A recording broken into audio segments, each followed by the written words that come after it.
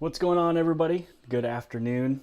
This is mostly me just testing OBS. It's a program that I'm able to record with the camera, record with the computer at the exact same time, but also mostly just kind of say hello. And it's, testing this and then answering questions. So as you can tell by the title, taking a look at cryptocurrency, taking a look at helium, mining, things like that. So I'm gonna look at the phone, make sure it looks good, sounds good. If you guys are here, say hello. One of the things that's pretty cool that I'm able to do is I'd be able to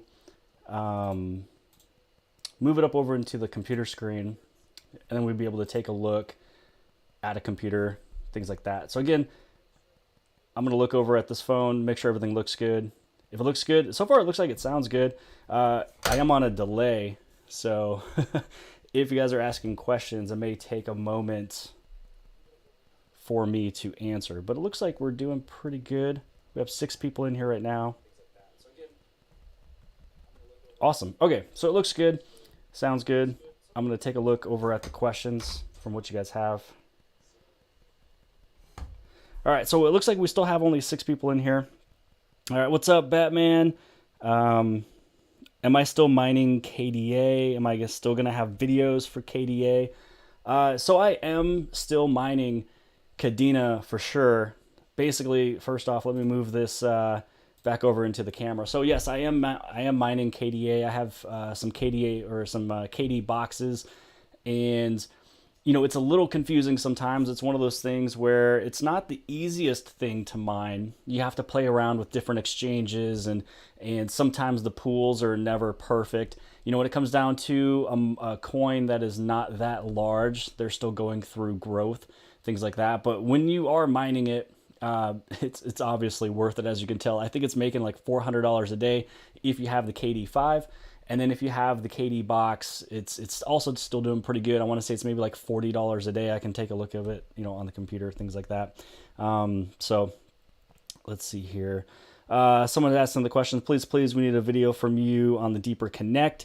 So I do have the Deeper Connect Mini, and I have the Deeper Connect Pico. And the Deeper Connect Pico is actually out being sold right now. It's actually live that you can purchase it, and I do plan on shooting that video on Saturday. So Saturday, I'll shoot the video, try to put it up this weekend, and then you guys can take a look at it. Basically, the Deeper Connect is a way that you have your VPN, which is basically DPN. It's a decentralized private network, and it's one of those things where you just purchase the little product. It's super small. You just buy it, and then that's it. You have a lifetime, usage of ad blocking, privacy, fast internet connection, things like that. And so a lot of times when you purchase VPN or you purchase some type of ad blocker, you're going to be spending quite a bit of money. And it's pretty nice because once you have it for life. But when you purchase a VPN, if you purchase ad blockers, you have to buy it every year or purchase it every month. So it's coming very soon. Let's see here. So what's up? Let's see. You should check out the project DKYC. Hello from Virginia. Do you think MXC is a long-term project for investment with multiple miners? I mean, I think it is. Almost anything that you kind of get into right now is long-term. I mean, the whole cryptocurrency market is still pretty small. I like MXC. I like the fact that it's super small. Actually, it's like medium size. It's just more long than it is a square or a rectangle, and it just sits on my wall. It's in a corner that I never even look at or notice. And the thing about it is that you don't have to be in an area where other people are at. It's when it comes down to helium, you would have to be in a good location. You can't be a lone wolf. You have to make sure you have a good antenna. You're making all these adjustments. You have to make sure it's sitting in a correct location. For the M2 Pro, it doesn't matter where it's sitting. Like mine's actually in the basement here, and it's earning exactly what it should earn, which is between $10 to $14 a day. And the amount of MXC that you get is equivalent to $10 to $14 a day. It just depends on the price of MXC currently. And then what I love is when the price goes down, you're getting more MXC, and then when the price goes up, you get less. But as long as you can mine when MXC is kind of lower, you're just getting more of that MXC each and every day. And as you keep on holding and holding and holding in the future, when you sell it at a much higher price, you're going to be lucky and happy that you did so. Let's see here. And especially with multiple miners, yeah, you can actually have, I think you can have up to 4 in the same household. Once you get your 5th one, you want to make sure you push it out at least like 100 meters away. So you can have 2 or 3 right next to each other on the same wall if you want to for the M2 Pros. What do you think about the Helium miners? Is it still worth it? Yes, it is. I actually just shot the video. I believe it was yesterday or 2 days ago when it was uploaded. I think it was yesterday was when it was uploaded me talking about, is it still worth it? Not only to purchase the miners, but to purchase Helium itself.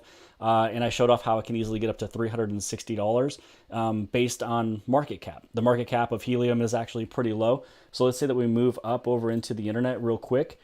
So let's say that we take a look at tokenmetrics.com. And right now you can see the entire market cap is 2.99 trillion. So we're not at 5 trillion or 10 trillion yet, and we'll get there eventually. But as you scroll down, you take a look wherever Helium is located, they're ranked 43rd, and their market cap right now is only 4.9 billion. So if their market cap is 4.9 billion, and it's a really good project, it's something that's tangible, it's something, you know, that it's physically there, you know what's going on. And when you compare that to, let's say you compare it to like Dogecoin number 9, they're worth 34 billion. So Dogecoin is just a cultural coin. It's more of like a pump and dump, really fun thing at the very beginning. It's kind of stabled out. I think it's going to kind of drift off and not really do too much.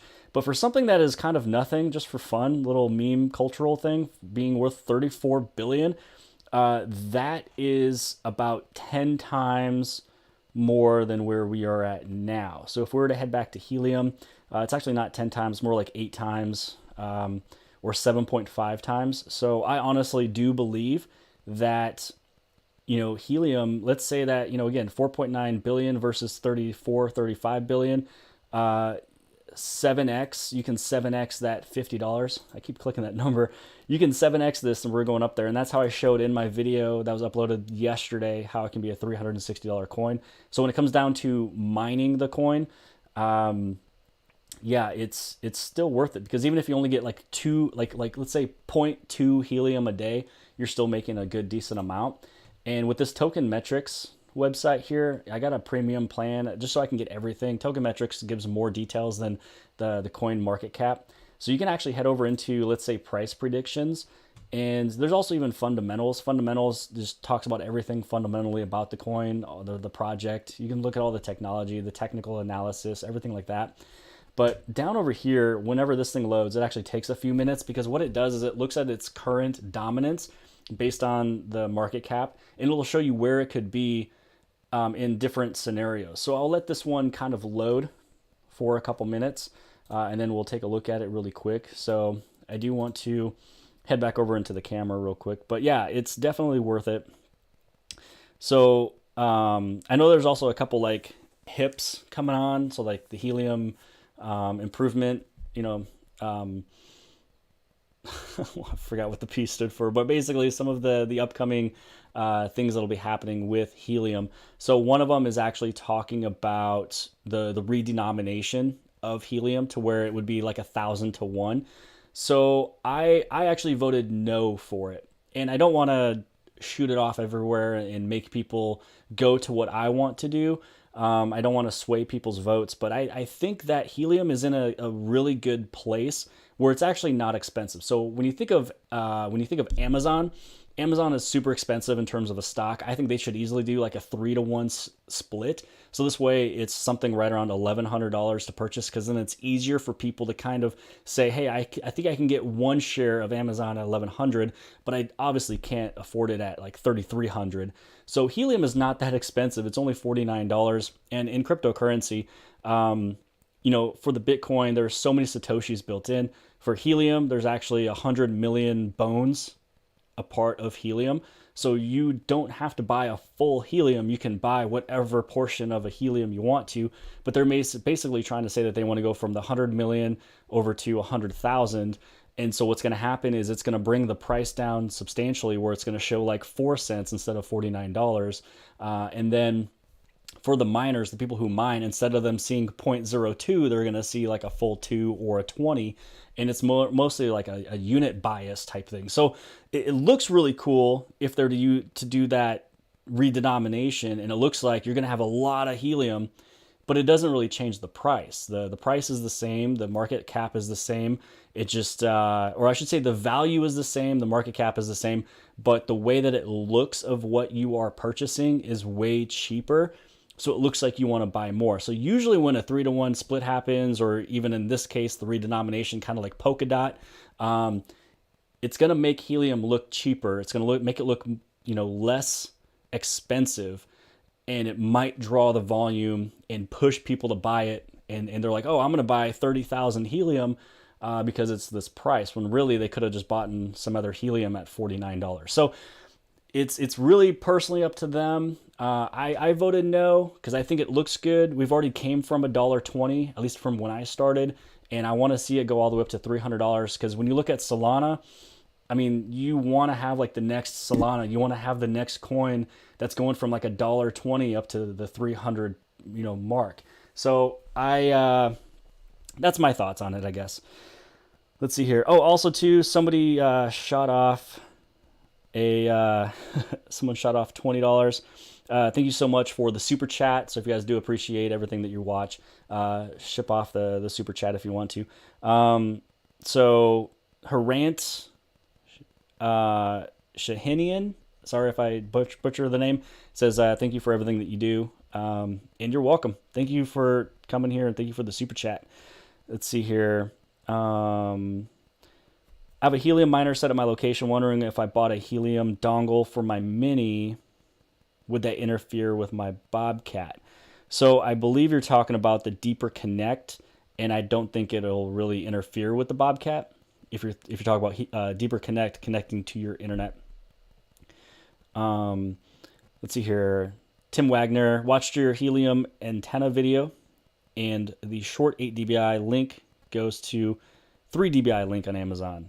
Okay, well, I'll probably have to take a look at that. And the other thing is sometimes companies, they will actually change what is being redirected. So even if it wasn't a short, even if it was a short 8 dBi antenna, sometimes if it is out of stock or they don't make it, it'll just redirect you to something else. And I believe that 8 dBi and 3 dBi antenna I purchased was from the same company. So that's basically all that happened, is that there is no 8 dBi for the short, and just redirect you to the 3 dBi. Let's see here. Any recommendations for people who have a really tall house who need an antenna install? It would be hard and dangerous to try it myself. So I was trying to work with a company that would actually, you'd be able to reach out to them and do an installation. And so they kind of didn't really go with it. They didn't really go the course of wanting to do helium antenna installations. And so I would say if you know anybody who is into installing dish or installing any type of satellite or any type of, anything dealing with cables, you can maybe talk to them and just kind of let them know what you're trying to do, and that you just want to put an antenna on the roof, and maybe you bought some wire, you bought the ground, you bought the lightning arrestor off of Amazon. And if you have all that stuff, then they would more than likely probably be able to help you out, get it installed. That's the only thing I would probably suggest. Let's see here. Shay Sterling, thanks for helping out with that ASIC purchase the other day. You're welcome. Let's see. I have tuned 5.8 dBi coming in with more LMR cable. Yep. So yeah, you want to make sure you get some like thicker cable when it comes down to putting it up on your roof, especially if it's going past 20 feet. And then you want to have a little bit more thicker so you don't have so much loss. Let's see here. Hey Jimmy, have you figured out how to run a unrelayed helium hotspot off a portable modem? So I guess I'm curious on what portable modem would be in terms of an unrelayed hotspot. Like portable modem, are you kind of talking about having a cell phone that has a hotspot on it to where you could just park your car somewhere, have your cell phone turned on, plugged into like a little portable, energy thing that you can plug into, like a portable battery pack? I was actually almost thinking about that. I was going to put a a helium hotspot in my vehicle. I was going to have the antenna just in the back window on the inside, have everything in my trunk, have my cell phone and the hotspot plugged into a little power source I have, and just park it somewhere really nice and let it sit there for a while. So maybe that's what you're talking about, possibly.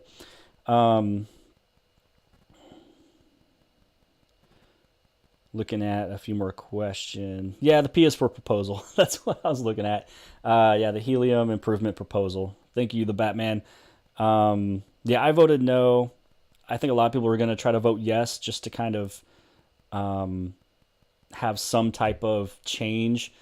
And it may bring in more volume, but I also think that when you bring a price down like that, it looks inexpensive. It looks like something that's invaluable, something that you don't really want to touch because you're like, oh, it's only 4 cents. I would rather keep it, but it looks like it's about to pass. It looks like it's pretty high up, but yeah.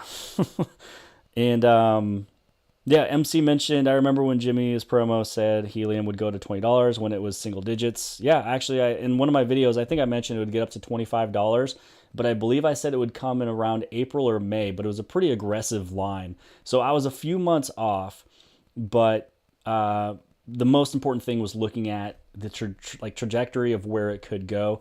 And then I have other lines that showed, I think like 50, and then I have a few other lines. I guess I can show you what the lines look like. So let's head over into the internet real quick. And if we take a look over at helium, for HNT right now, it's right around $49. I still think it'll come down a little bit. So it's been high up for 1, 2, 3, 4, 5 days now. But this is the 20-day moving average. This is the 20-day fixed moving average. I still think that it's going to come down to here at some point. And right now, this right here, these blue lines is the Keltner channel. And so usually what happens with almost really anything is that they come right back into the Keltner channel. So look at this. This is Bitcoin where it shot up, and you can see that it was way above the three lines, the three Keltner channel lines. It was also way above the fixed 20-day moving average. But then after a few days, it came right back down. And that's really kind of everything. This is still high up. When you take a look at where it's sitting, let's say that we measure this out. So from where we are now to where the 20-day moving average is, it's 31%. It would have to correct 31%, which is about $15. So it may not do that. There is so much momentum behind it, but I do at least want it to come down to maybe the middle Keltner channel or the top Keltner channel. And right now, the top Keltner channel is at $44. And when you look at what happened with this massive drop right here on November 10th, it actually did, bypass it and went into it, but then it bounced right back up. So I still think it's going to come down a little bit if you are looking for a place to get in.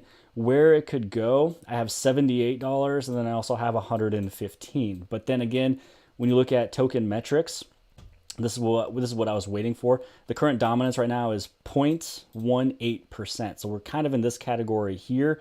3 trillion for market cap. It looks like it'll be right around $53. And then if it goes up to 5 trillion, then we're looking at an $89 helium. And then if it goes up to 10 trillion, whenever it does, we're looking at $179 helium. And that is at the same current dominance of 0.17%. Now, let's say that we want to look at something that is something very likely. We get a little bit more popular. We go up to the 0.26% from the 0.17. So let's say that we move over and to the 5 trillion, we're looking at $134 helium. So, I mean, there's a lot of stuff that, is still able to happen when it comes down over into helium. Let's see here. What else do we got? Thank you for answering. I get my Bobcat in February. If I had money, I'd tip you. Yeah. So the deeper connect. Oh, the deeper helium dongle. Yeah, it will interrupt, possibly. Have you tested HNT antennas? I have a bunch of helium antennas. I've got 3 dBIs, 5.8 dBIs, 8 dBIs. I have a bunch of them, and I've tested all of them. I have tested all of those ones. Let's see, helium versus MXC. What do you think is a better long-term project? So I would say, if you are a lone wolf, let's say that you're somewhere middle of nowhere, nobody is even next to you at all, MXC is going to be really good for you. But if you know that there's a few Helium miners popping up around you, Helium is definitely the best project. Helium is massive. They're getting bigger and bigger. It's literally the single largest physical blockchain thing that is happening right now. And it's massive. They've partnered with Dish. They brought in 5G already. I mean, I didn't know 5G was going to come this quick. I knew it was going to come at some point, but it came in super, super quick. So I'd say Helium is definitely the better project long term. MXC is one of those really nice things that you can do, if you are by yourself. But because there's so many Helium hotspots in the world, you would probably, be fine with Helium. Let's see. Sorry to clarify my question above. Should I have taken the seed option and 5G waitlist spot instead of canceling my rack miner from CalChip? So this is all kind of personal opinion, but rack miner, or I should say, like CalChip definitely messed a few people up. CalChip was definitely taking orders when they shouldn't have. And I didn't know how bad it was. I didn't know how backlogged they were. And so that's kind of why Rack Wireless created Minted, which Minted is the consumer arm of Rack Wireless. They do it correctly. They only do the sales, the inventory drops when they actually have it in stock. And the next inventory drop, which is actually in the description below this video, I put it in there before the live stream. It's November 16th, 8 a.m. Pacific Standard Time, 10 a.m. Central Standard Time. And it sounds like there's a little bit more inventory than last time. So the last time an inventory dropped for Minted, it was gone and sold in 12 minutes. This time I bet it'll only last about 25. So just make sure that you're ready to go at the time of launch. Click the link below, save it to your browser, put it right there on the very top. You click it, takes you directly to the website, buy it right at the time. The limit is, instead of 5 per order, it is 2 per order. So this way more people have an opportunity just to get a couple of them. And then if for some reason you have to get a couple more, then you have to re-go through and do another order, which allows everybody at least that chance to get 2 of them in there, rather than somebody coming in and scooping up 10 or 15 or 100 right away, like some of the other miners out there.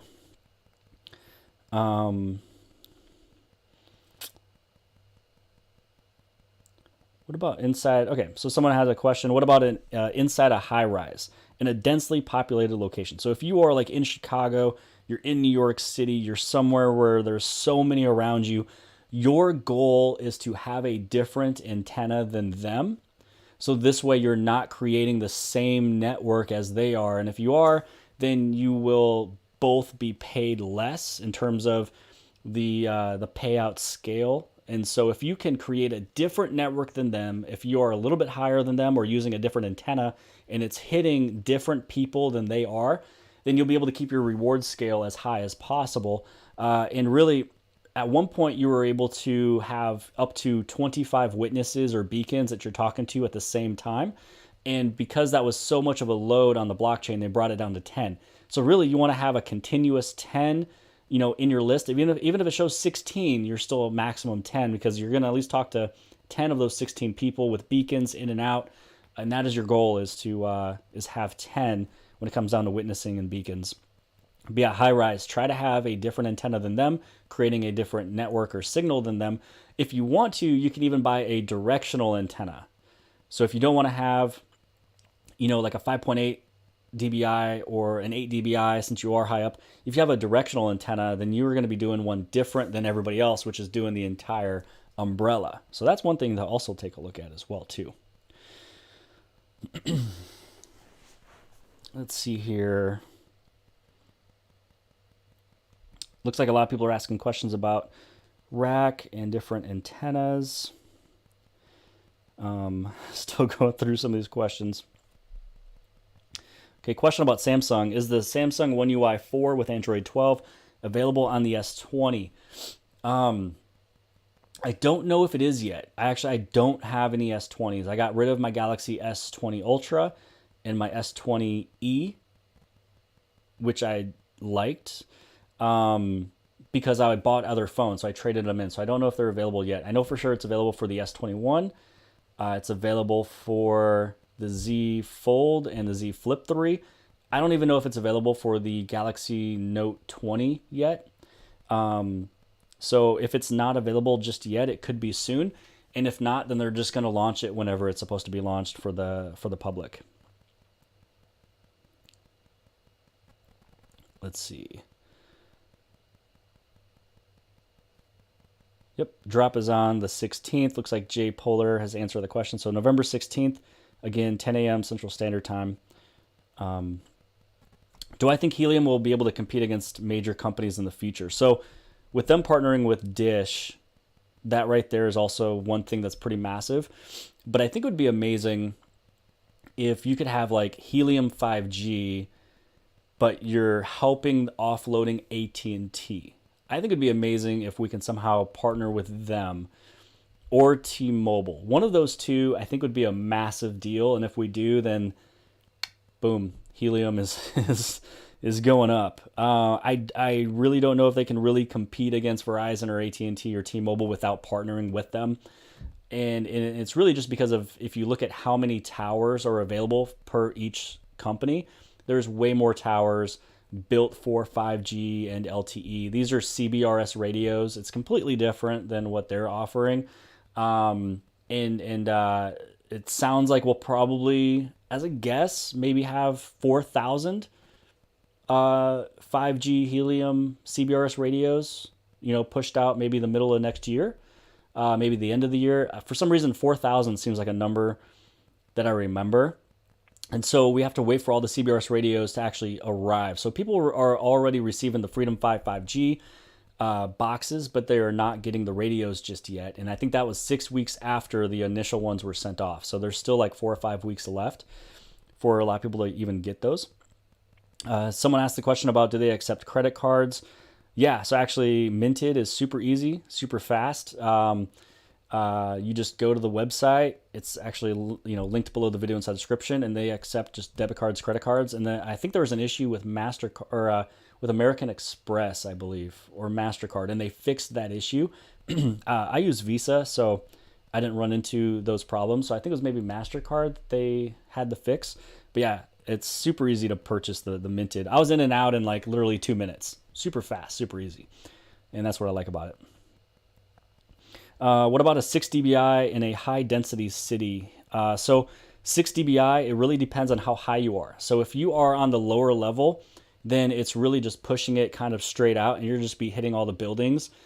And you have to remember that also, metal is literally the kryptonite for radio frequency. So even if it's at your wall and there's nails and studs, even that affects your hotspot itself. That's why they always say window or outside. So if you have a 6 dBi, it would be good to have if you were like middle to high up. And if you're lower, I always mentioned, if you're lower, try to have a 3 or 4 dBi, usually like a 3 dBi, because in this way it can balloon up and then out. And what's funny too is some people will state, well, if you're on the top of the building, you might want to have a 3 dBi so it can get the people below you. But the thing is that if you're hitting the people below you, you're still hitting the same coverage that they are. And again, you're not really providing a newer coverage than someone else. So you want to make sure that you have, if you're on a high rise, you're up and above, you want to have them 6 dBis, 5.8s, 8 dBis, at a window going above everybody else. And even if you miss a few people right next to you, you're going to be hitting other people in a different spot, creating a different coverage and a better coverage, which again would hopefully keep you at a whole reward scale or something a little bit higher, maybe at like 0.8 versus some of the other people around you that could be at like a 0.4 in terms of a reward scale. Let's see. What is my thoughts on the next Samsung Note coming out? So it's kind of funny. So they call it the Galaxy S22, but it's really technically the Galaxy Note 22. It has the S Pen inside. I'm going to call it the Galaxy Note. I don't think I'm going to call it the Galaxy S. I may have to for title reasons on YouTube. But what my thought was 3 years ago, I even said this in a video. It was probably a live video.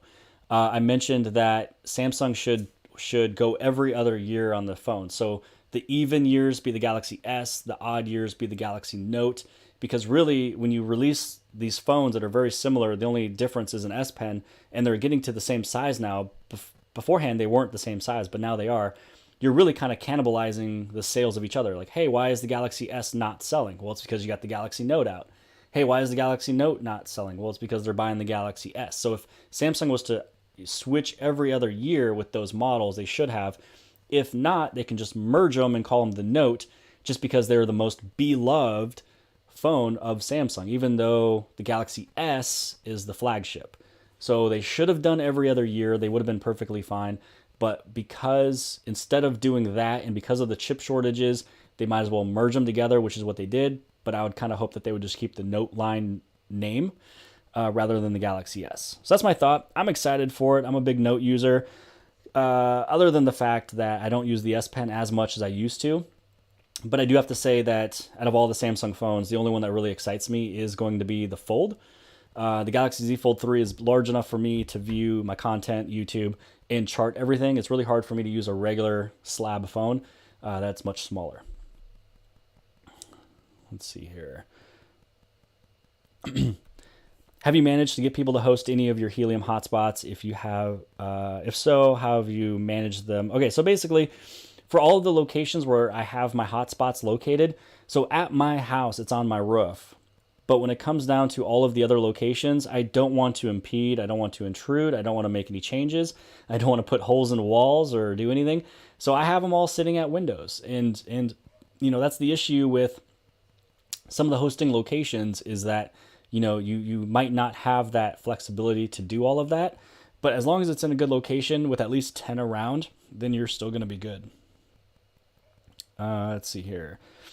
Problem was with American Express cards. Yeah, that makes sense.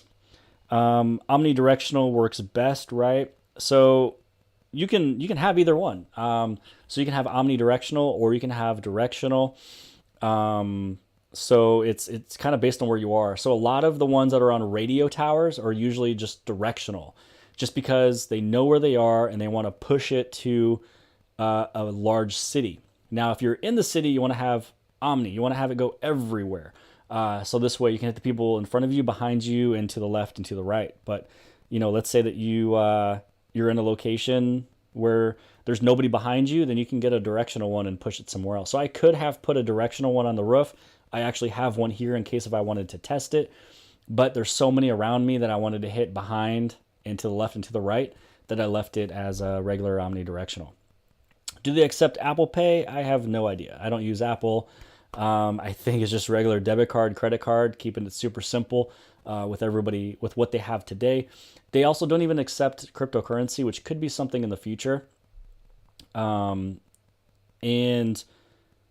I also know that it's available in the United States, and then they'll accept it into other countries whenever their VAT licenses, whenever their sales licenses get approved in the other countries. So those should also be coming very soon. What are your price predictions for Helium in the upcoming bear market? Will this mean that owning a hotspot is unprofitable? So it'll still be profitable. It's a very cheap machine, to be honest. It's only $300, $400, $500 for a hotspot.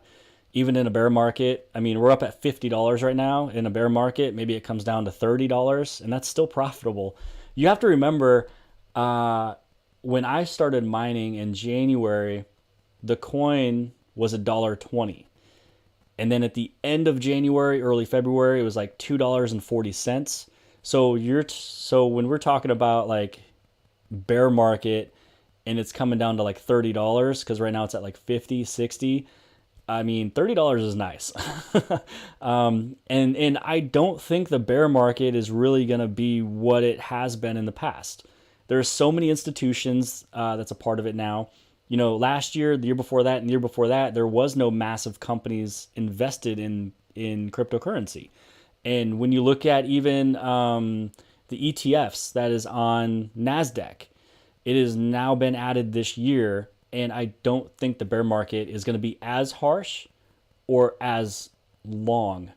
And it also depends. Again, sometimes, Bitcoin may come down, Ethereum may come down, but then the altcoins will go up. So it really kind of depends. I'm not too worried. And if there is a bear market, then that just means I'm going to scoop it up. So I actually thrive and do better when the market is red than when it's green. Because when it's green, there's nothing for me to do. I also don't have any plans to sell anything I own anytime soon. The cryptocurrency, market, the market cap is only 3 trillion. So if it's green, cool, it looks cool, but there's nothing for me to really do. But when it's red, and even if a bear market comes, cool, I'm going to scoop up as much as I can at the cheapest rates as I can. Everything is on sale. And then I just hold on to it until it goes right back up again. So again, I thrive better when it actually goes down. So if a bear market comes, I completely accept it because there's nothing I'm going to do with any of my investments for quite a few years. Let's see here. Let's see here. Big John Tech Reviews. But wait, I'm Batman. Let's see here. How do you know if the SD card in the rack V2 is bad? I ask because can't seem to sync to network. Wi-Fi works, but not receiving rewards. So you can also take a look if your hotspot is relayed or not. So relayed is kind of a hit and miss. So I have one hotspot that is relayed that is actually affected, and I have a few other ones that are relayed and they're not affected. So sometimes people see the word relayed and it's super bad, or they think it's really bad, but really it doesn't do anything. Actually, the one at my home was relayed, and then I took it off of relay. I opened the port of 44158. If you do that, you also want to make sure that your internet is static IP, so it can stay the exact same. But what happened was I switched it off of relay for an entire week, and during that week, I earned substantially less. And then when I just took off that 44158 port, I let it go back to relayed, it actually performed better. And I didn't only give it 2 days or 3 days. I gave it an entire week, and it was a substantial number that stayed low. Once I got it off relayed, it went right back up. So that's the thing is you can take it off relay if you want to, test it, see how it goes, see if it's better or worse. Running 2 hotspots from one house and taking the 0.5x hit, earning more than one hotspot at 1x transmission rate. Yeah, so it kind of depends on where you're at. And I would suggest not to have 2 in the same house. I did for a little while, and it was only because when I got my hotspot installed on the roof, my original hotspot is the OG hotspot. It was not regulated for my enclosure. And so because I wanted to get my hotspot ready for when it was getting installed and when it was putting into the box, I got it connected, and I have 2 different internet networks. So this way, because they're 2 different internet networks, they had their own service. And because I lived on the edge of a hex, I only had to move it about 50 meters, which is still accurate. So I moved about 50 meters into the next hex, and that's kind of how I let it run for a while until the OG hotspot was moved somewhere else physically, and then the rack hotspot was put into its enclosure. So yeah, I did test that before, but I wouldn't really want to put my transmission rate down to the 0.5. Let's see here. When is the KD box new batch releasing? I really don't know. And when the KD box and the KD5 comes back out, they're going to be super expensive. So when I was mining Kadena, originally it was down at 80 cents.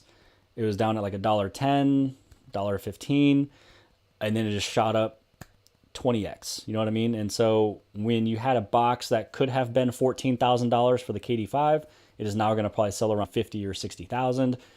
For the KD box, I can't remember how much they sell for. Maybe like 2,000 or 3,000. I think it was like 2,500.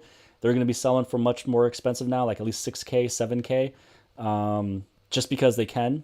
When it comes down to ASIC miners, it's really all about the market price.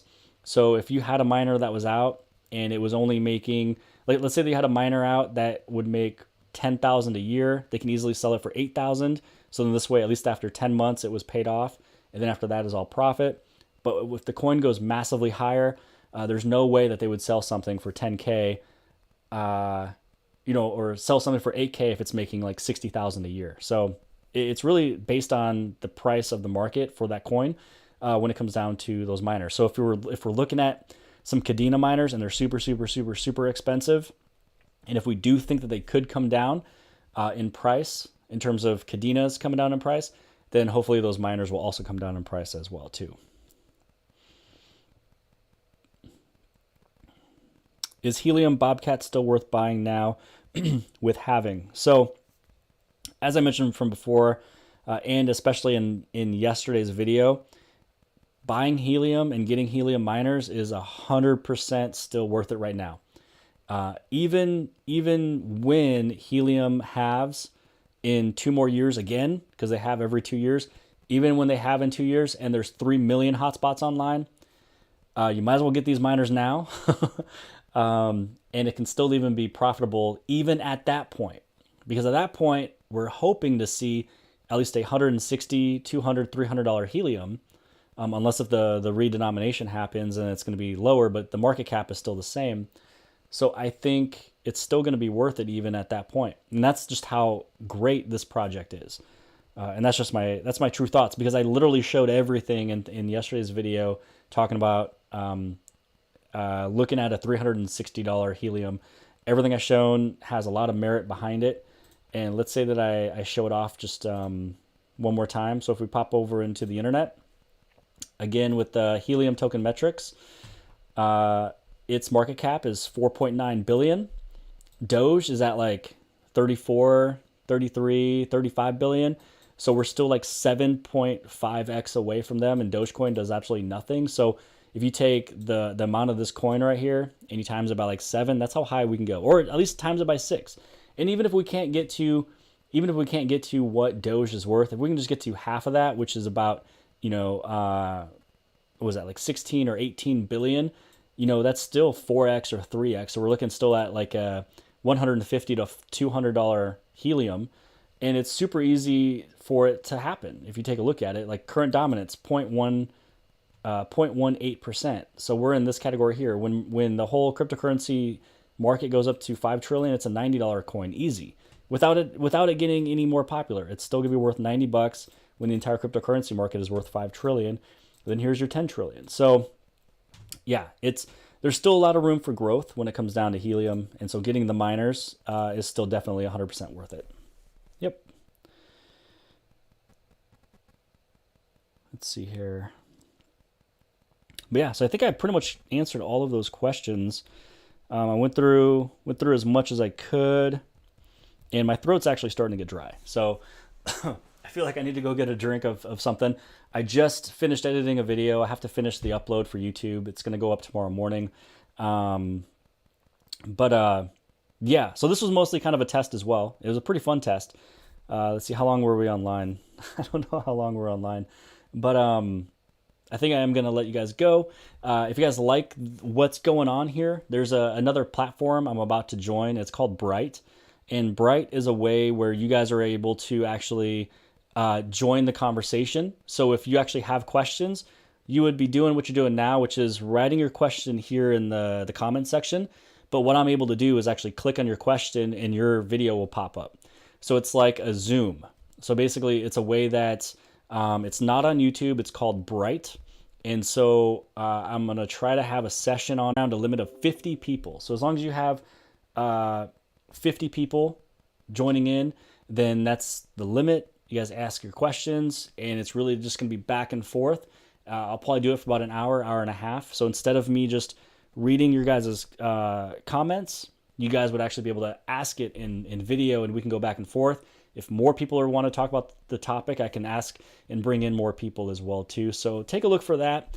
Whenever I do go onto a Bright session, I'll make sure you guys know about it. So this way you can directly ask me and I can hear you. We can speak literally like Zoom, but it's on something called Bright. I'm super excited. Bid Moon, thank you for the $5 super chat. Appreciate it. Oh, someone asked a question about iHub. I wouldn't do anything with iHub. I think iHub is something about like renting or hosting a hotspot. Just buy it. Minted has their drop on November 16th. Don't let anybody else have your money. There's a lot of money in this world. You might as well just keep it all for yourself. Don't host a hotspot. Own your own. And that's pretty much all I got to say about that one. But Bid Moon, thank you so much for the super chat of $4.99. But hope you guys enjoy the rest of the night. It's almost 11 o'clock here. I'm going to make sure this video goes up for tomorrow morning at 7 a.m. And